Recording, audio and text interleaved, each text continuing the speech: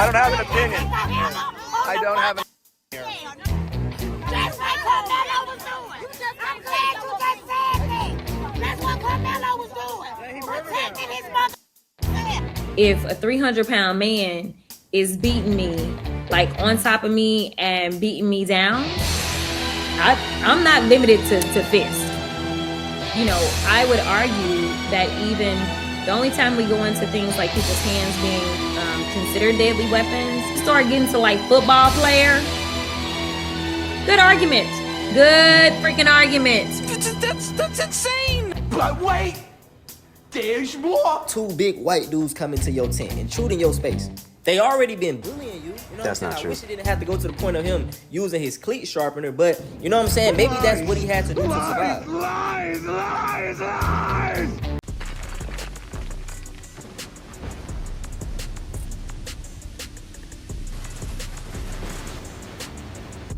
I'm gonna put some dirt in your eye.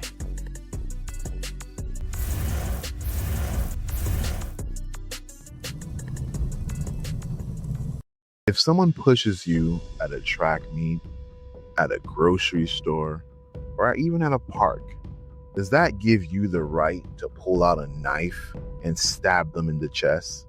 It's not about, does it hurt your feelings? Is it disrespectful? Or even if, would you be angry? Does a push equal a death sentence?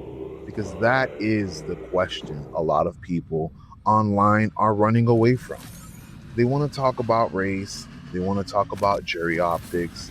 They want to talk about the system. They want to talk about how the media covered it, but they keep dodging the core issue. A young man was pushed and another young man responded with deadly force. And now Austin Metcalf is dead. Karmelo Anthony is sentenced to 35 years.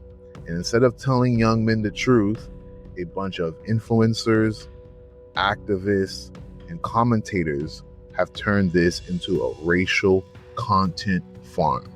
Let's start off with the misinformation machine that went into full effect when it comes to this case. Let's get into Jasmine and Crockett, Roland Martin, Charleston White, Amazing Lucas, and Willie D. We need to expose the tricks that they used in this case. Trick number one, minimize the weapon. Call it a little pocket knife. It's just a little itty bitty 2 or 3 inches. Call it anything except what it actually was, a deadly weapon in that moment. Trick number two, inflate the threat. Make it sound like Karmelo Anthony was jumped. He was surrounded. He was getting his ass beat. He was fighting for an inch of his life. But in the trial, testimony that was given does not support that at all. The evidence has been falsified. It's impossible. I never broke the law. Trick number three, racialize the jury. When they pick an all-white jury, they had 4 white women, 2 Asians, 3 Asians. It was 2 that made it. Oh yeah. Mm-hmm. 1 Indian lady. They had 4 males, 3 that was white. White people are dumb. They don't follow the law. They follow what them people tell them. Say all white jury because it sounds more explosive than the more accurate phrase, there were no black jurors selected. Trick number 4, claim the media hid the facts and there's a secret video out there. But what they don't acknowledge is that the major outlets did report the shove and all the facts and gave every aspect of the self-defense argument, the size difference, and the theories that the defense gave. The problem is not the facts were hidden. The problem is that the facts were just bad for Karmelo. Trick number 5, blame the defense. When the case goes badly, just say the lawyers failed. He just had a public defender or anything else to shit on the defense. instead of admitting that evidence was overwhelming. This kid on murder? Nah, bro, that defense. Nah, absolutely not. Like, what are we talking about? What are we talking about? I think he was sabotaged. I think someone should look into.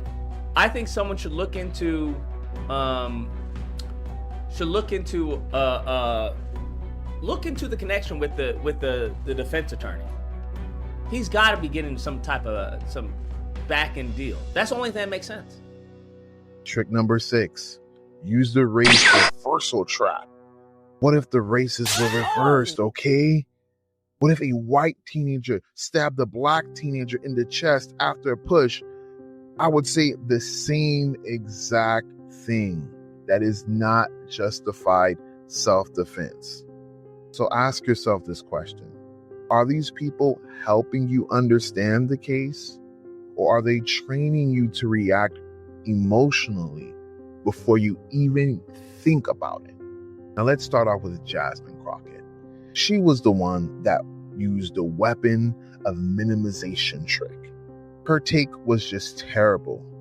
A knife is not judged only by its size. It is judged by how it is used. A knife sitting in a backpack is one thing. A knife used to stab someone in the chest is something completely different. So ask yourself this. If someone you loved was stabbed in the chest, would you let a politician go on camera and minimize the weapon? Would you say, well, technically, it was just a folding knife. It wasn't 6 inches or 8 inches. Like, it was just a couple of inches into the fucking heart. Think about it. You would say, stop playing word games. That weapon killed somebody. That is why framing this in such a way is so dishonest. Self-defense does not mean I had a weapon, I felt disrespected, so now I can use it. Self-defense, it has limits. The force has to be reasonable. The threat has to justify the response. And a push does not automatically justify a stab to the heart. So when you see crooked Jasmine Crockett frame this like that, you know that she's full of shit. And it's just political spin. And at the end of the day, a young man watching this needs to hear the truth. Your ego is not a self-defense claim. Now moving on to Roland Martin. All-white jury versus the actual jury that was there. The legal analyst joins us right now. Thelma, give us a sense of what the courtroom was like and also what is happening outside that courtroom. First and foremost, the one thing that I would ask for people to do at this moment is pray for the Anthony family because they have been legally lynched for the last year. Roland, he leans hard into selective truths when it comes to the narratives he's trying to push. And in this case, there is a real reason people can discuss a no black jury not being selected. There are real reasons behind it, but he doesn't go over that. He doesn't analyze that because it's a serious topic. And that can be debated, that can be appealed, and that can be analyzed. But the social media trick is turning the no black jurors into all white jury because all white jury sounds way more explosive and dangerous and racially charged. Like if this is like a modern day lynching that you're hearing out here. Here's another question I'll add to that. If the truth is already serious, why do you need to exaggerate it? Why not say it accurately? Why not say no black jurors were selected, the defense objective, the judge overruled it, and this may become an appeal issue? That is a fair conversation. But saying all white jury when other reports indicate that the jury included non-black minorities creates a different emotional impact. And that is the grift. It is not about informing you, it's about activating you. Nobody black on the jury, that's got to change. This, I think brings the black community back to the days when somebody was accused of whistling at a white woman and they'd have a 4-minute trial. And sorry, white guy, you're using your supremacy to talk over me. Move to the side while the black man handles this. For days, I've had to hear people talk about an all-white jury. Now, based upon your great testimony, it was whites, it was Asians, and it was a Middle Eastern. That would mean that it was not an all-white jury. How the skin colors of jurors would matter, it still went on. And as I said at the beginning, it was very boring. It was by the books. The prosecution started by calling up a bunch of witnesses. They combed through each one of these witnesses, cross-examining these witnesses, the defense did, and it just went through a process from the hours of 9 o'clock in the morning to about 5 p.m. in the evening of them going through these witnesses. And when it comes to video evidence, which is another factor in this, you have people, as I've stated in a previous video, saying without any layer of people asking or demanding from them to show proof, hearing and seeing about a new angle that shows all of the Metcalf friends and boys jumping Karmelo, which gave Karmelo all the reason in the world to start slicing and dicing as best as he could. And as I've recanted to you all, putting your faith and trust into a guy who is not supposed to be around children is not the smartest play. Think about it. Think about it. Why do some commentators want you to focus on the jury, but not on whether a push legally justified deadly force? Then we're moving on to the full Charleston White, the flip-flopping machine. Charleston White's coverage became a perfect example of how social media turns tragedy into a performance, a heel turn. One day it's one angle, the next day it's another angle. Then it becomes justice for Karmelo. Then it becomes race. Then it becomes some extra bullshit nonsense made up story that he just gives out. We already got the money set aside for appeals bond. Why? All white jury, the judge and the DA are buddies, along with the dad, best friends. That's been our trump card. We've been holding, already knew that. God has spoken, and you cannot make me believe that as many gray-haired white women on that jury that's dealing with white guilt about going to heaven is not gonna have no compassion about a kid that's been straight A from the time he's ever read a book in school, has no history of violence, has saved children's lives by risking his own life by jumping in to save somebody from drowning. This kid has no violence. Austin, on the other hand, is a violent brute with some sexual. This evidence is all on his Facebook page. All you have to do is search up Jeff Metcalf, and all of the images is right there. And the jury and nobody see this as a conflict of interest. Right. You have to be fucking kidding me. Hey, I want to give a big shout out to Charleston White. I've had to sit here and as this develops, see people just try to correlate these two white individuals at the bottom with two of the individuals at the top. Now, I don't know if these people are supposed to be those two, or maybe one of them's transitioned to look like the blonde woman, but none of these people are who these stupid ass individuals have been naming. For any reason that they thought that this was a good idea, it failed. But the guy who shut this down was the same guy who's been advocating for a fair trial for Carmelo Anthony the whole time.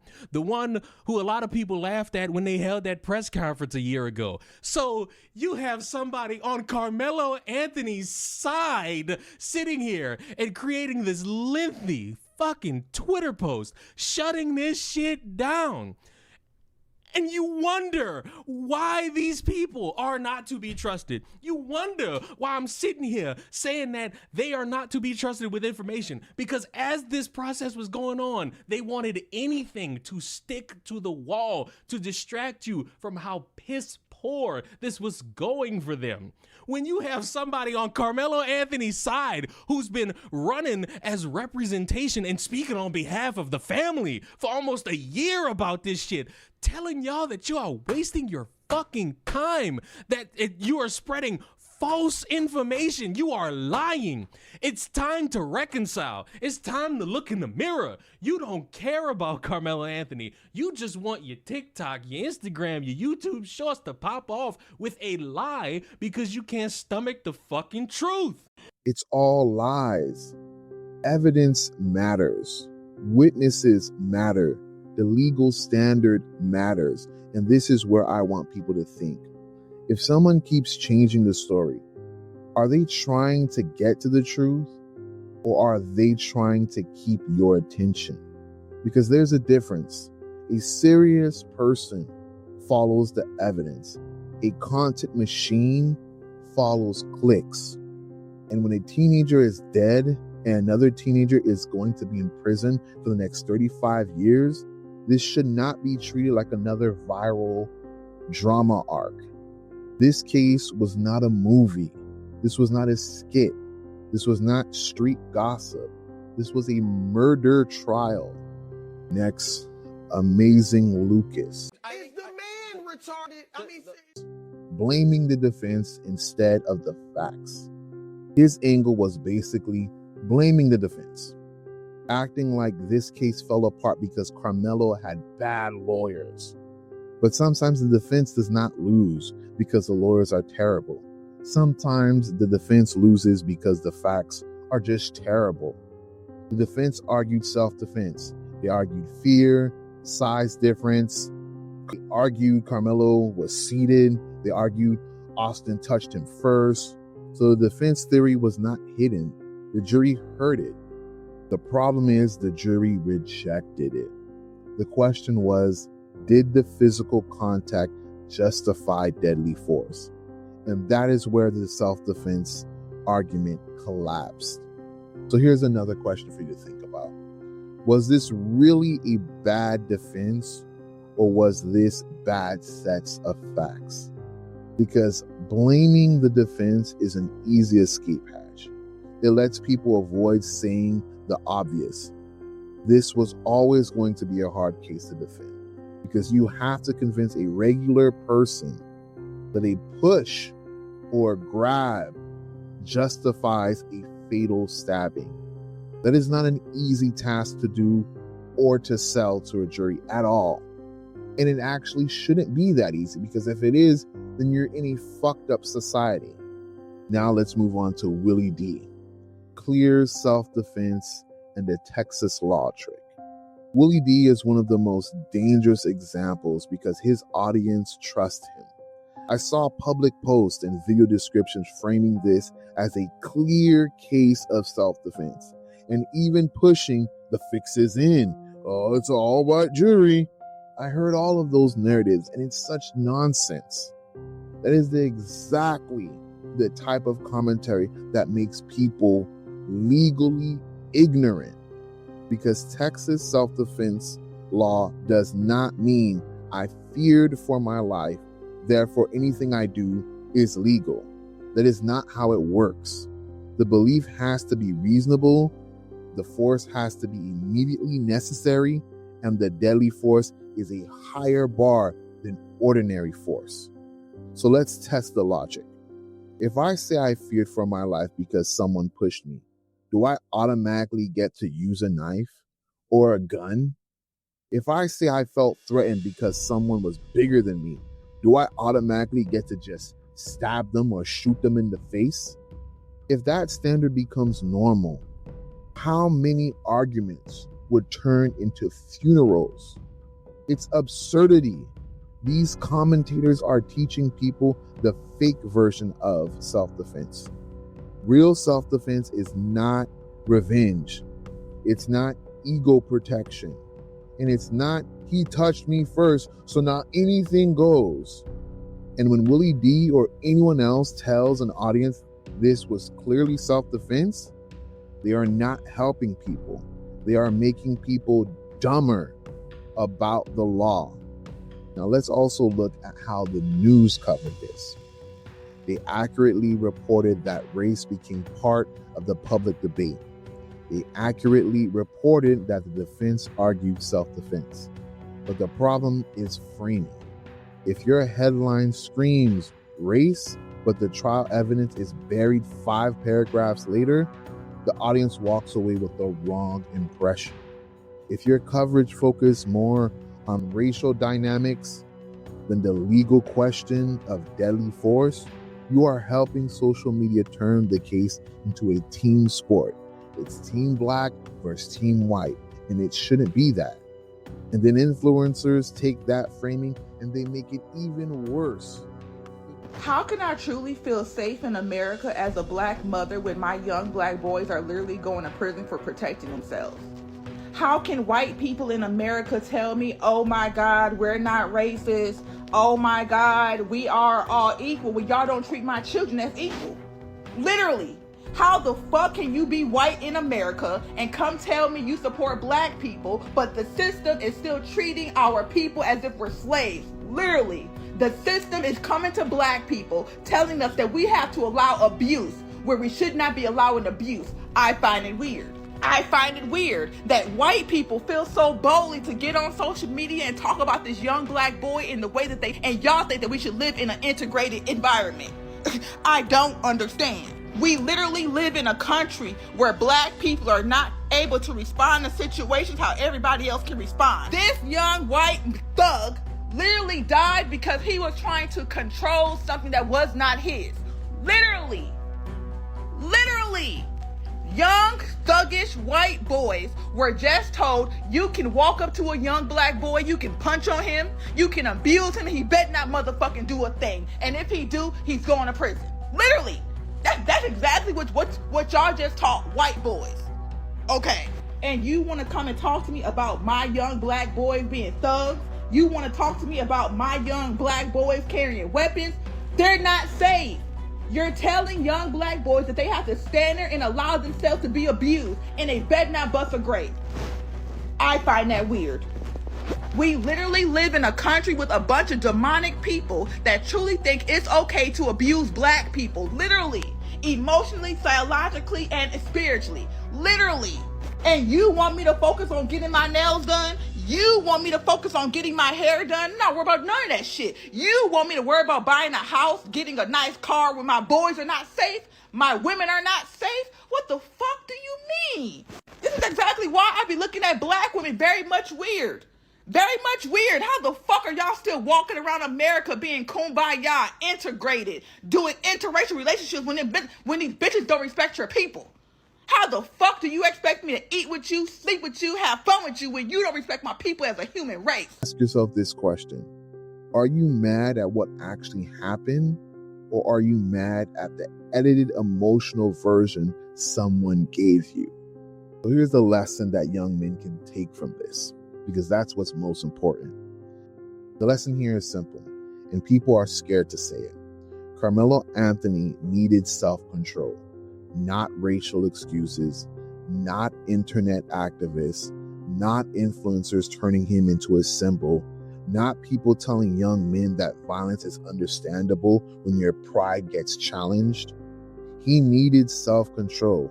Being tough is not stabbing someone. Being tough is walking away when your ego wants revenge.